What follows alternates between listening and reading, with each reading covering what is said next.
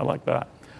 Okay, thank you. Peter Glaser. All right, Ken Cuccinelli, the former Virginia Attorney General, on what to make of this overreach. And Ken, you know, if you think about it, you've got 19 states at a minimum now whose attorneys general are saying you are going way too far, Mr. President, this agency going way too far.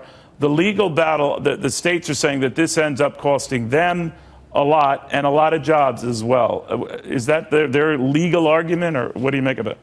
Well, those are real-world impacts, but the legal arguments go beyond that. As you mentioned, the Mercury ruling when talking with Peter, I would agree with you and agree with Peter on that, and note that the Supreme Court has gotten more and more dubious about the exercises of power by the EPA. They look at it as a rogue agency, and this new rule is an example of why. They have blown the doors off what anyone has ever considered the authority granted to them by Congress. And that's going to be a central point of attack by these attorneys general led by Patrick Morrisey, not surprisingly, in West Virginia.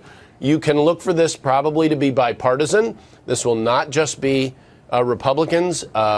If Democrats aren't on board with this, some of them are going to have real problems in their states, like Jack Conway in Kentucky. Does he stay out of this? That's very difficult. Well, already I talked to Senator Joe Manchin of West Virginia, big coal-producing state, very leery about this and the cost of this and higher utility bills. But, you know, if you think about it, and I was thinking... And by the way, just real quick, you mentioned a lot of the impacts, but one, you mentioned higher utility bills. This hurts poor people in this country more than anyone else.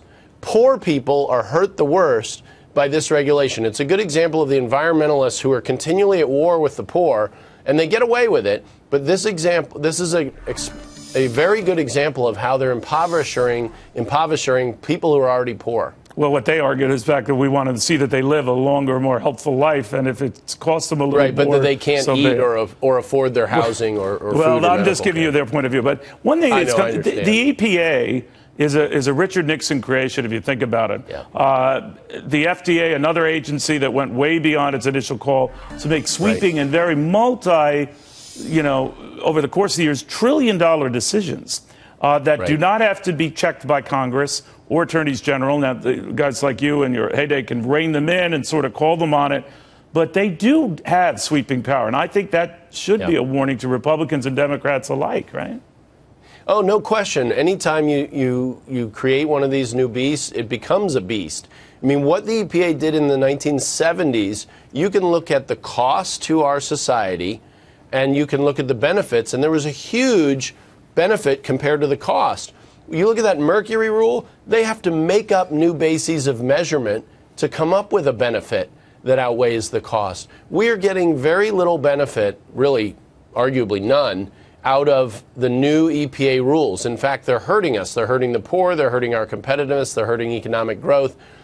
They're hurting us. And so, to your point, I think you're absolutely right. And there is a lesson here, and I think you'll start to see it talked about in the presidential race about how do you start to rein in some of these rogue agencies? How do you lock them down? They're big. They're big, and they're calling the shots. I don't think Richard Nixon would have ever envisioned an agency that he created would be doing what it's doing now. That was then. This is now. Ken, it's always a pleasure. Thank you, sir.